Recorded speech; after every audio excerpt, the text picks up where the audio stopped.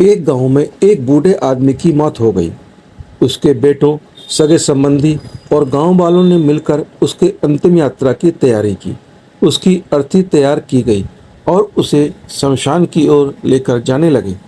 अभी वह लोग कुछ दूर ही पहुंचे थे कि वहां पर दूसरे गांव से एक आदमी आया।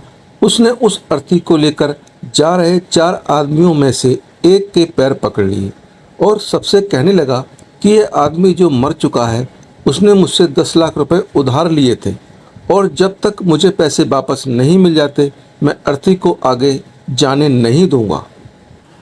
मृत व्यक्ति के बेटों ने उस आदमी से कहा कि पिताजी ने कभी इस कर्जे के बारे में हमसे नहीं बताया, इसलिए हम तो यह कर्जा नहीं देने वाले। शमशान यात्रा में शामिल कोई भी आदमी पैसे देने के लिए राजी नहीं हुआ। दूसरे गांव से आए उस आदमी ने अर्थी को भी आगे जाने नहीं दिया जब तक कि इस घटना की खबर घर की महिलाओं तक ना पहुंच गई। मरे हुए आदमी की एक बेटी थी।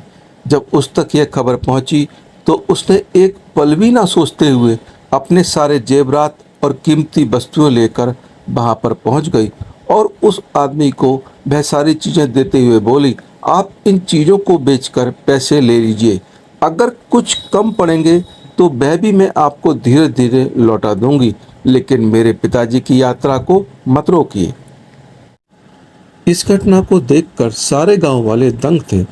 तभी वह आदमी जो कर्जे की मांग कर रहा था, वह बोला कि दरअसल मुझे 10 लाख रुपए लेने नहीं थे, बल्कि मैंने इस आदमी से कभी लिए थे जो मैं आज लौटाने आया था, लेकिन मुझे पता नहीं था कि इनका असली हकदार कौन है, इसलिए मैंने ये सारा नाटक रचाया।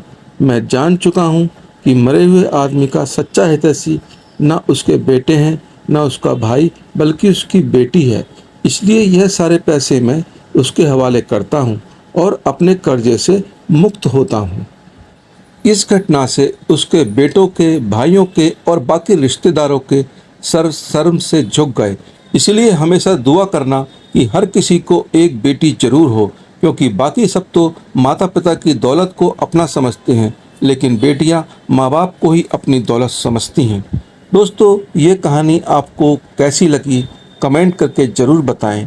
अगर आपको कहानी पसंद आई है तो इस कहानी को ज़्यादा से ज़्यादा लोगों तक पहुंचाएं। अगर आप हमारे चैनल पर नए आए हैं तो इस चैनल को सब्सक्राइब कर लीजिए ताकि और कहानियां आपको देखने को मिलें, सुनने को मिलें।